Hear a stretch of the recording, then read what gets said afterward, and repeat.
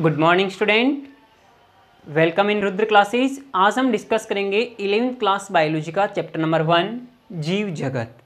और इस जीव जगत में हम जीवों के बारे में पढ़ेंगे, ठीक है ना, कि जीव किसे कह सकते हैं।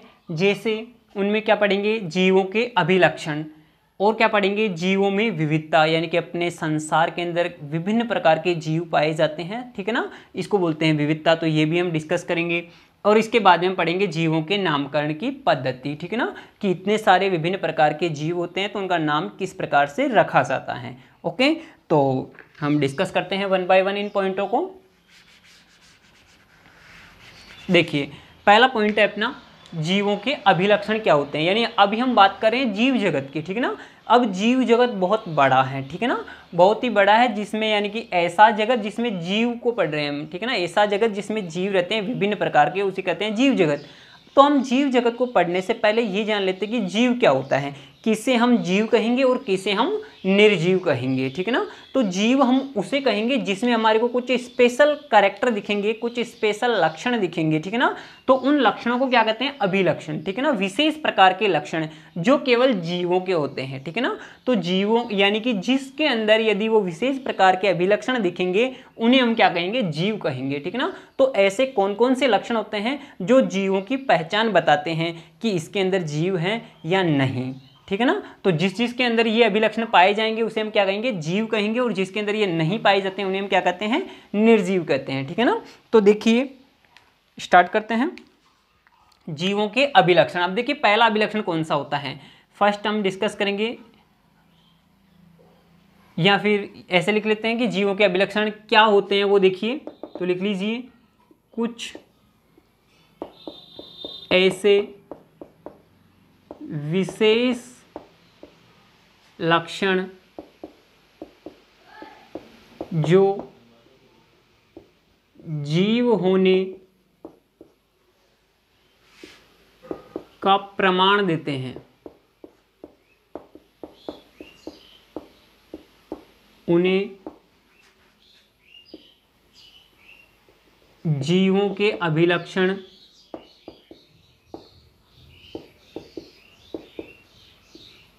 कहते हैं। उन्हें क्या कहते हैं, जीवों के अभिलक्षण कहते हैं। अब देखिए ये जीवों के अभिलक्षण कौन कौन से इसमें हम डिस्कस कर रहे हैं। पहला, जैसे कि वृद्धि,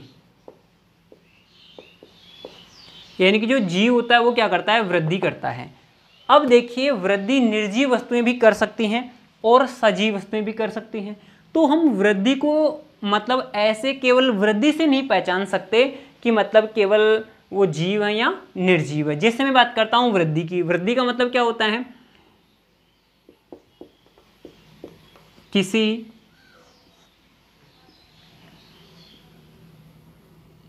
में आकार व भार में बढ़ोतरी होने को वृद्धि कहते हैं।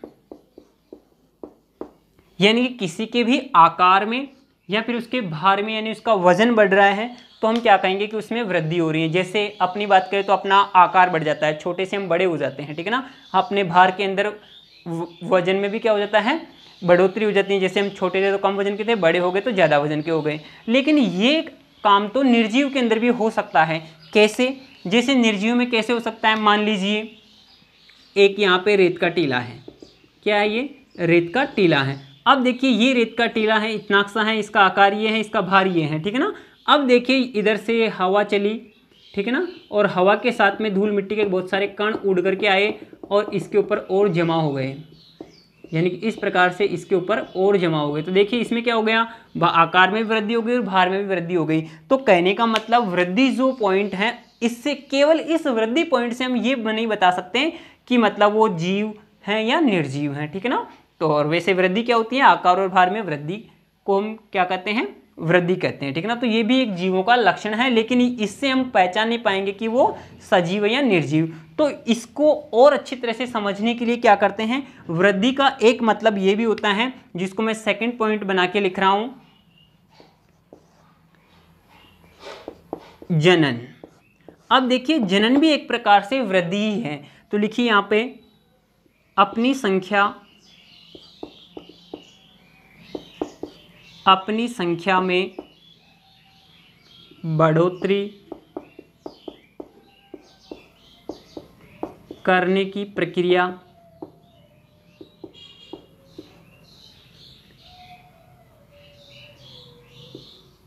है।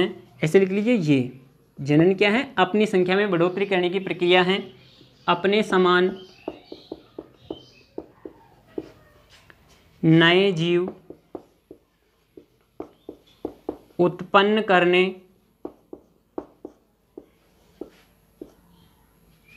की विधि को या क्रिया को जनन कहते हैं। अब देखिए ये भी वृद्धि के अंदर ही आएगी, क्योंकि यहाँ पे भी क्या हो रही है? बढ़ोतरी हो रही है। लेकिन यहाँ पे किस में हो रही है? अपनी संख्या में बढ़ोतरी हो रही है। यहाँ पे आकार और भार में बढ़ोतरी हुई थी, जिससे हम पहचान नहीं पाएंगे, क्योंकि वो सजीव में भी होती है और निर्जीव में भी होती हैं। लेकिन ये जनन जो है ये केवल किस में होता है? सजीवों में ही होता है, ठीक है ना। और लिख लीजिए जनन केवल सजीव या सजीवों में ही होता है, यानी कि निर्जीव वस्तुओं में जनन नहीं होगा। यानी कि देखिए जो जैसे मान लीजिए यहाँ पे कोई मिट्टी का ढेला है, ठीक है ना, ये मान लीजिए कोई मिट्टी का ढेला है, तो ये मिट्टी का ढेला आकार में और भार में तो वृद्धि कर सकता है, इसके ऊपर कुछ जमा हो जाए तो, लेकिन ये 1 से 2 नहीं बन सकते हैं, ठीक है ना। यानी कि इनमें इसकी जैसी एक और आकृति बनाने की गुण नहीं होता है, यानी कि इसमें जनन नहीं होता है, ठीक है ना। तो जनन किसमें होगा? केवल सजीवों के अंदर होता है। अब जितने भी जीव हैं, चाहे वो छोटे जीव हो चाहे बड़े जीव, वो क्या करते हैं? जनन करते हैं और अपनी संख्या में बढ़ोतरी करते हैं। तो जनन भी क्या है? जीवों का एक अभिलक्षण है। अच्छा देखिए जनन के बाद में जो तीसरा नंबर का पॉइंट है वो क्या होता है? देखिए वो होता है वृद्धि हो गया, जनन हो गया, इसके बाद में देखिए संवेदनशीलता।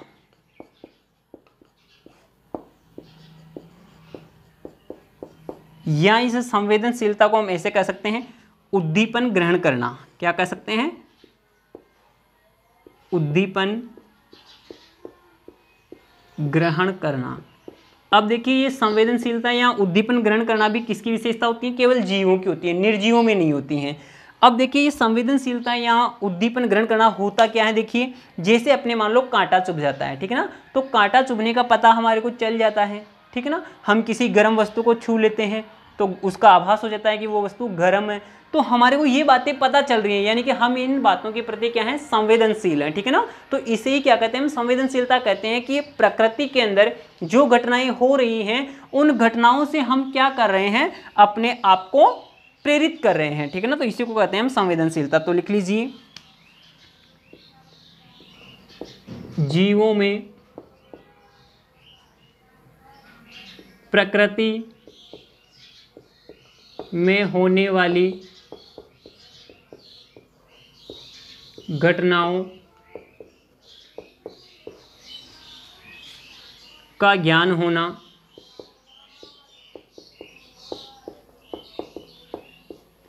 एवं उसके प्रति, जैसे कांटा चुभेगा तो हम पैर को उठाएंगे ना, तो उसके प्रति हम क्या करेंगे? वापस से कुछ संवेदना उत्पन्न करेंगे, ठीक है ना। उसके प्रति संवेदना उत्पन्न, देखिए जीवों में प्रकृति में होने वाली घटनाओं का ज्ञान होना एवं उसके प्रति संवेदना उत्पन्न होना संवेदनशीलता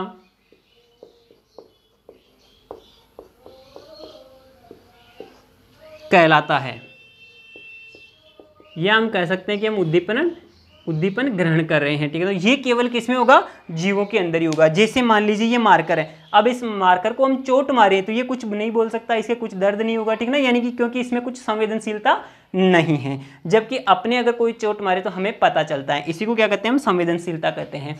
इसी प्रकार से ये संवेदनशीलता क्या होती है? जीवों का अभिलक्षण होती है, यानी हर जीव के अंदर ये ज्ञान होता है उसको, ठीक है ना। और नेक्स्ट पॉइंट है चौथा पॉइंट, वो लिखिए नेक्स्ट पेज से। देखिए इसका एक चौथा पॉइंट और है जो जीवों का अभिलक्षण बताता है हमारे को, वो लिखिए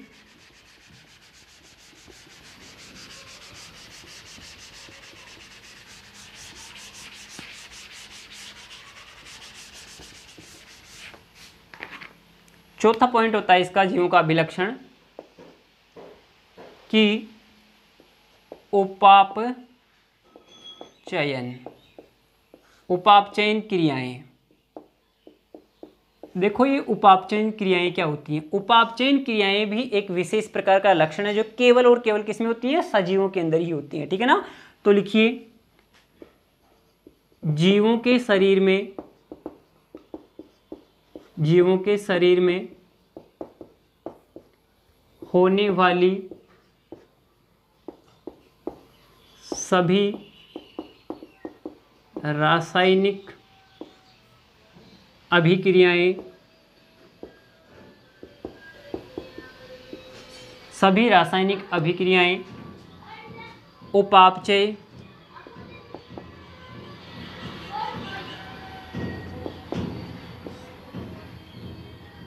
या उपापचयन क्रियाएं या उपापचयन क्रियाएं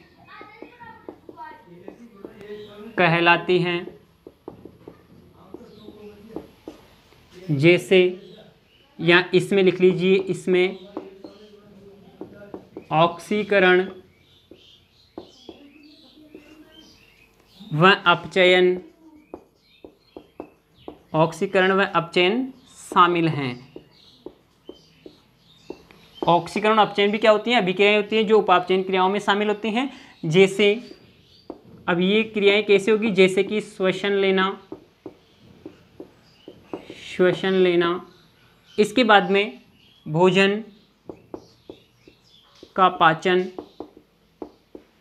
तो देखिए श्वसन लेने के अंदर भी क्या होती है, ऑक्सीजन अंदर जा रही है, ठीक है ना, और ऑक्सीजन जा करके ऊर्जा बना रही है, तो वहाँ पे रिएक्शन हो रही है, ठीक है ना। और ऐसे ही जो भोजन का पाचन हो रहा है वहाँ पे भी रिएक्शन हो रही है। हमारे भोजन के अंदर एंजाइम होते हैं अपने शरीर में, वो भोजन को पचाते हैं, ठीक है। तो वहाँ पे भी क्या होती हैं, अभिक्रियाएं होती हैं, रिएक्शंस होती हैं। तो वो सभी अभिक्रियाएं केवल किसमें होती हैं, जीवों के अंदर होती हैं, निर्जीव वस्तुओं में नहीं होती हैं, ठीक है ना। तो ये 4 पॉइंट हैं जिससे हम बता सकते हैं कि जीव हैं या नहीं हैं। अगर ये चारों अभिलक्षण होते हैं किसी में तो वो उन्हें हम क्या कहेंगे, जीव कहेंगे, और ये चारों नहीं होते तो उसे हम क्या कहेंगे, निर्जीव कहेंगे। अब अपना नेक्स्ट पॉइंट जीवों के अभिलक्षण हो गया। अब जो नेक्स्ट पॉइंट आ रहा है वो कौन सा आ रहा है, वो लिखिए जीव विविधता। जीव विविधता, देखिए जीव विविधता क्या होता है। अपने यहाँ संसार के अंदर बहुत विभिन्न प्रकार के अलग अलग जाति के, ठीक है ना, कई संख्या में जीव जंतु पाए जाते हैं। यानी कि जीवों की अगर हम बात करें एक तरीके से अनुमान से और लिखित वर्णन के आधार पे, तो पूरे जगत में यानी संसार के अंदर 1.7 मिलियन से लेकर के 1.8 मिलियन जीव जातियां पाई जाती हैं। जीव जातियां पाई जाती हैं कहाँ पे, संसार के अंदर। और इनकी तो खोज कर ली गई, एक एक के बारे में नाम वगैरह सब कुछ पता कर लिया गया, ठीक है ना, सारे अभिलक्षण पता कर लिया गया 1.7 मिलियन से 1.8 मिलियन। अब देखो 1.7 मिलियन का मतलब अगर दूसरी तरफ से देखें तो क्या होता है, 1 मिलियन का मतलब होता है 10 लाख। 1 मिलियन का मतलब क्या होता है, 10 लाख। तो 1.7 मिलियन का मतलब हो जाएगा 10,70,000 से लेकर के 10,80,000 तक क्या होती हैं, जीव जातियां पाई जाती हैं। अब देखिए 10,70,000 इतनी जातियां होती हैं, ठीक है ना। तो इनके बारे में इनका नाम देना, इनकी पहचान करना, इनके अभिलक्षण पढ़ना बहुत कठिन होता है, ठीक है ना। तो इसीलिए हर एक जीव जाति को क्या है, स्पेशल नाम दिया जाता है, जिसको हम इसके आगे वाले पॉइंट में पढ़ेंगे नामकरण पद्धति में, ठीक है ना। तो इसमें हम क्या पढ़ रहे हैं कि जीव विभिन्न प्रकार के पाए जाते हैं अपनी प्रकृति में, जिसे हम क्या कहते हैं, जैव विविधता। तो जैव विविधता को लिख लीजिए, यानी कि संसार में विभिन्न यानी कि विभिन्न प्रकार की जीव जातियां पाई जाती हैं। इसे जैव विविधता भी कह सकते हैं, जैव विविधता या फिर जीव विविधता कहते हैं।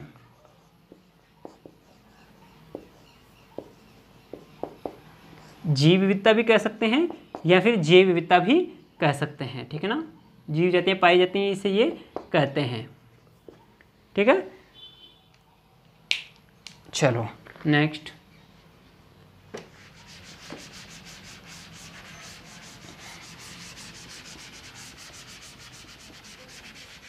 अब देखिए जीव विविधता के अंदर अभी हमने पढ़ा कि संसार में अलग अलग प्रकार की जातियां पाई जाती हैं और अलग अलग प्रकार की जातियां पाई जाती हैं तो उनको पहचानना मुश्किल होता है। इसीलिए देखो जैसे हम बात करें मान लो आम की, ठीक है ना,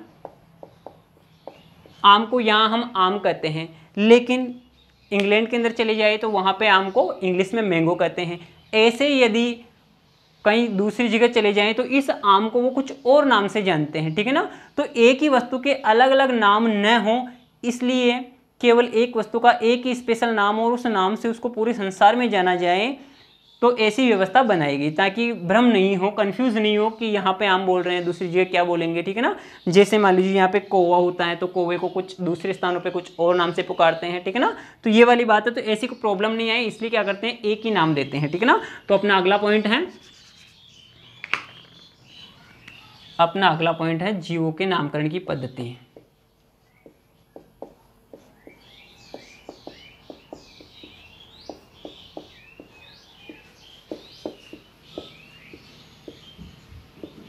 देखिए जीवों के नामकरण की पद्धति क्या है और सबसे पहले किसने दी थी और ये क्यों दी गई थी, ताकि आसानी रहे, हमें भ्रम नहीं हो, सभी जीव जातियों को हम आसानी से वर्गीकरण करके अध्ययन कर सके, ठीक है ना। इसलिए जीवों को क्या दे दिया, स्पेशल नाम दे दिया।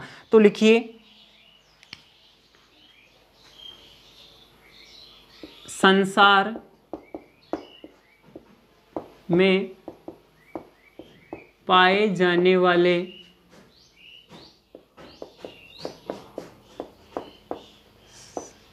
ऐसे लिख लीजिए प्रत्येक पाए जाने वाले प्रत्येक जीव का अपना एक नाम होना चाहिए, एक नाम होना चाहिए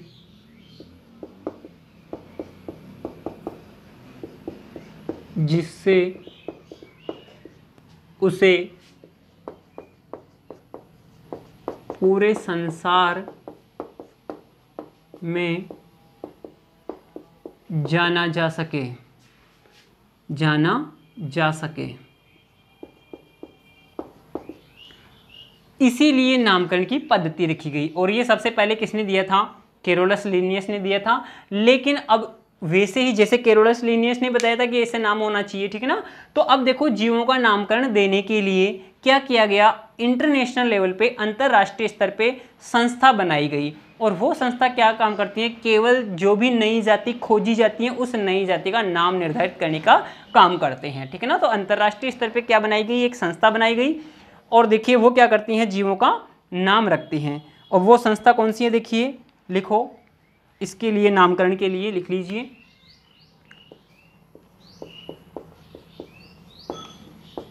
नामकरण के लिए अंतरराष्ट्रीय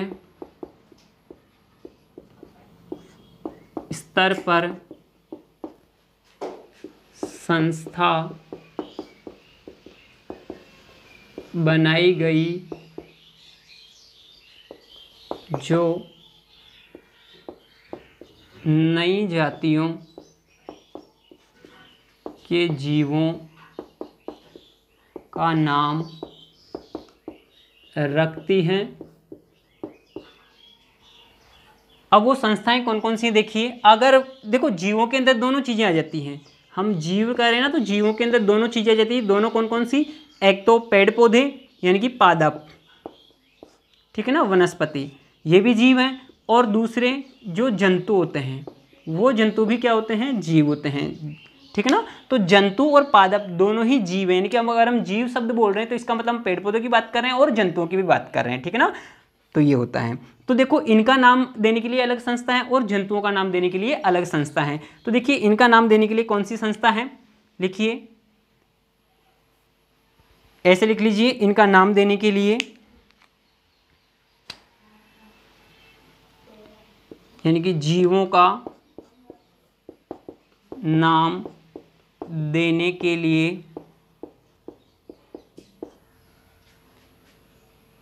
ये संस्थाएं हैं, ये संस्थाएं हैं। कौन कौन सी संस्थाएं हैं देखिए, लिखो। एक संस्था तो हैं ICBN, ये एक संस्था है, इसकी फुल फॉर्म लिख लीजिए, इंटरनेशनल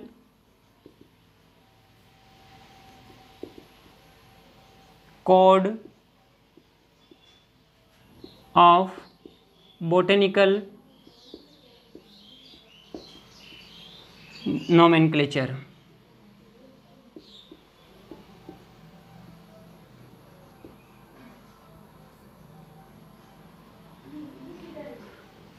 ठीक है ना, international code of botanical nomenclature, यानी कि बोटेनिकल आ रहा है, यानी कि ये किसका नाम देगा, देखो ये जो संस्था होती है वो किसका नाम देती है, पादपों का, ठीक है ना, यानी कि वनस्पति। ये संस्था पादपों का नामकरण करती हैं। देखिए नाम से पता चल रहा है बोटेनिकल यानी कि बोटनी, और बोटनी क्या होती है, वनस्पति को कहते हैं, ठीक है ना, वनस्पति विज्ञान होता है उसको कहते हैं। तो वनस्पति के अंदर सभी पादप आ जाते हैं। सभी पादपों का नाम देने के लिए कौन सी संस्था है, ICBN, इसका फुल नेम है international code of botanical nomenclature. ऐसे ही जीव जंतुओं का नाम देने के लिए भी एक संस्था है, उसका नाम है ICZN। देखिए इसका फुल नेम क्या हो जाएगा, सेम है, इंटरनेशनल, बस यहाँ पे लास्ट में चेंज होगा, इंटरनेशनल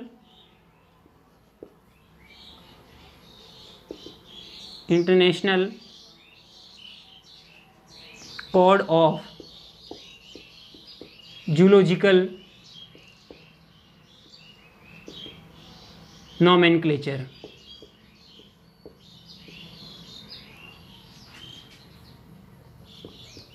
ठीक है ना, तो ये है international code of zoological nomenclature. और ये संस्था क्या काम करती है, जंतुओं का नाम देती हैं, क्योंकि जूलॉजिकल का मतलब जू का मतलब होता है जंतु, ठीक है ना। तो ये संस्था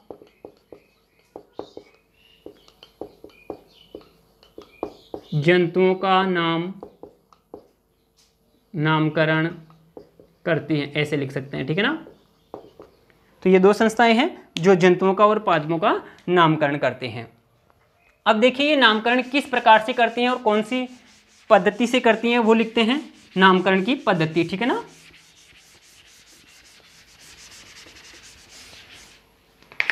देखिए यानी कि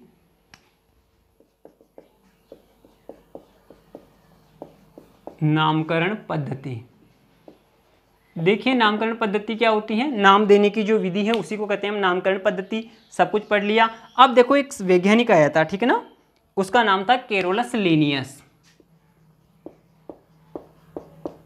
कैरोलस लिनियस नामक वैज्ञानिक ने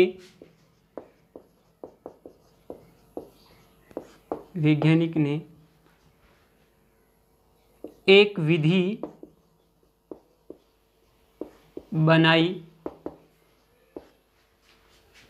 जिसमें एक विधि बनाई और उस विधि के अंदर प्रत्येक जीव का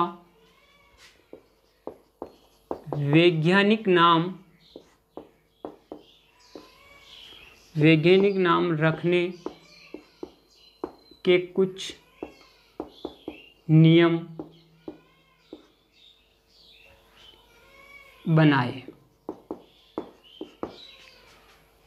अब देखिए वो वैज्ञानिक नाम रखने के कुछ नियम बनाए और उसने ये बताया, और वो विधि कौन सी थी वो लिख लीजिए, वो विधि थी द्विपद नाम पद्धति। वो विधि कौन सी है, द्विपद नाम पद्धति। इसके अकॉर्डिंग ही, इस द्विनाम पद्धति से ही संसार में पाए जाने वाले सभी जीवों का नामकरण करते हैं, ठीक है ना। तो देखिए द्विनाम पद्धति क्या होती है, नाम से ही पता चल रहा है द्विपद, और ये किसने दी थी, कैरोलस लिनियस ने दी थी, ठीक है ना। तो नाम से ही पता चल रहा है द्विपद, यानी इसके नाम में दो पद होंगे, तो लिखिए प्रत्येक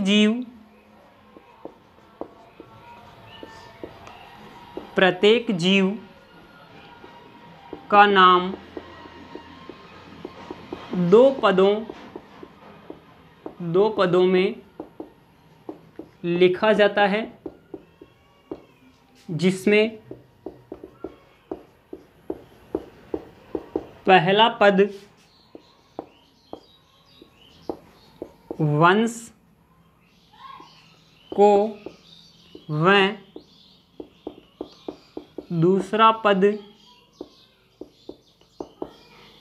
जाति को बताता है। यानी कि उस जीव का वंश क्या है वो पहला पद बताएगा और दूसरा पद उसकी जाति को बताएगा कि उसकी जाति क्या है। ये इसका पहला पॉइंट हो गया और इसकी वजह से इसको द्विपद कहते हैं, क्योंकि दो पद हो गए, दूसरा पद और पहला पद, ठीक है ना। दो पद होने की वजह से इसको क्या कहते हैं, द्विपद नाम पद्धति कहते हैं। सेकंड पॉइंट है देखिए इसका, पहला पद है वो वंश को बताएगा और दूसरा पद किसको बताएगा, जाति को बताएगा। सेकंड है देखिए, यानी इस पद्धति में नाम को लैटिन भाषा में लिखा जाता है। अब चाहे वो कोई से भी देश में हो, उसका नाम किस में लिखा जाएगा, लैटिन भाषा में लिखा जाएगा, ठीक है ना, अंग्रेजी भाषा में नहीं लिखा जाएगा। थर्ड है, नाम को इटैलिक यानी कि तिरछा, इटैलिक का मतलब होता है तिरछा करके लिखा जाता है। अब देखो लिखने में हम तिरछा नहीं कर पाएंगे, लिखा जाता है तो उसको क्या कर देते हैं, अंडरलाइन कर देते हैं, ठीक है ना। तो नाम को इटैलिक में तिरछा, जब इसको प्रिंट करते हैं, टाइप करते हैं तो इटैलिक या फिर तिरछा लिखते हैं। अगर हम नाम को हैंड राइट करें तो उसको क्या कर देते हैं, अंडरलाइन कर देते हैं, ठीक है ना। तो यहाँ पे अंडरलाइन नहीं करेंगे, उसको तिरछा लिखेंगे, और यदि हम हाथ से लिख रहे हैं तो उसको अंडरलाइन कर देंगे। फोर्थ नियम है देखिए, यानी कि इसका जो पहला पद का पहला अक्षर बड़ा होता है और दूसरा पद का अक्षर छोटा होता है। जैसे अब ये ठीक है, ये कुछ नियम हो गए इसके। अब जैसे इससे मैं नाम लिख के बताता हूँ, एग्जांपल उदाहरण, जैसे आम है ना, आम का नाम क्या है, तो आम का जो वैज्ञानिक नाम है, आम का वैज्ञानिक नाम ऐसे लिख लीजिए, ठीक ना। कौन सा नाम, वैज्ञानिक नाम। आम का वैज्ञानिक नाम क्या है वो लिखिए, मैंजीफेरा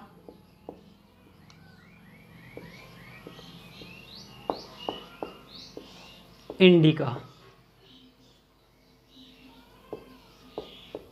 देखिए मैंजीफेरा इंडिका इसका वैज्ञानिक नाम है आम का। इसको अभी हम अंडरलाइन कर देते हैं, क्योंकि हमने इसको इटैलिक यानी तिरछा नहीं लिखा। जब इसको प्रिंट करते हैं तो इसको तिरछा लिखते हैं। देखिए पहला अक्षर यदि इसको इंग्लिश में लिखेंगे तो यहाँ पे एम कैपिटल आएगा और इंडिया का आई छोटा आएगा, ठीक है ना। और इनको सेपरेट करके अंडरलाइन कर देते हैं, और यदि इसको प्रिंट करते हैं, टाइप करते हैं तो तिरछा लिखते हैं। और ये कौन सी भाषा में है, लैटिन भाषा में है, ठीक है ना। अब इसके अंदर देखिए दो पद हैं, पहला मैंजीफेरा, दूसरा इंडिका। तो जो मैंजीफेरा है वो क्या बता रहा है अपने को, इस आम का वंश बता रहा है, और ये जो इंडिका शब्द है ये इस आम की जाति को बता रहा है, ठीक है ना। तो इस प्रकार से हम सभी के नाम हैं वो दो दो नामों में लिखते हैं, दो दो पदों में लिखते हैं। इसी को हम द्विनाम पद्धति कहते हैं। और जैसे मैं बता देता हूँ आपको, अपना नाम क्या है, मनुष्य का नाम, ठीक है ना। तो मनुष्य का भी लिख लीजिए, मनुष्य का वैज्ञानिक नाम ये होगा होमो सेपियंस, होमो सेपियंस। तो देखिए होमोसेपियंस क्या हो जाएगा, अपना मनुष्य का वैज्ञानिक नाम हो गया। देखिए इसमें भी 2 पद है, होमो और सेपियंस। होमो वंश को बता रहा है और सेपियंस जाति को बता रहा है कि मनुष्य की जाति क्या है, सेपियंस, और मनुष्य का वंश कौन सा है, होमो। तो होमो सेपियंस क्या हो गया, मनुष्य का वैज्ञानिक नाम हो गया। इस प्रकार से हम नामकरण करते हैं सभी जीवों का। कैसा लगा आपको ये वीडियो, कमेंट करके ज़रूर बताना। हमारे चैनल को लाइक करना, सब्सक्राइब करना और इस वीडियो को शेयर करना। Okay, thank you.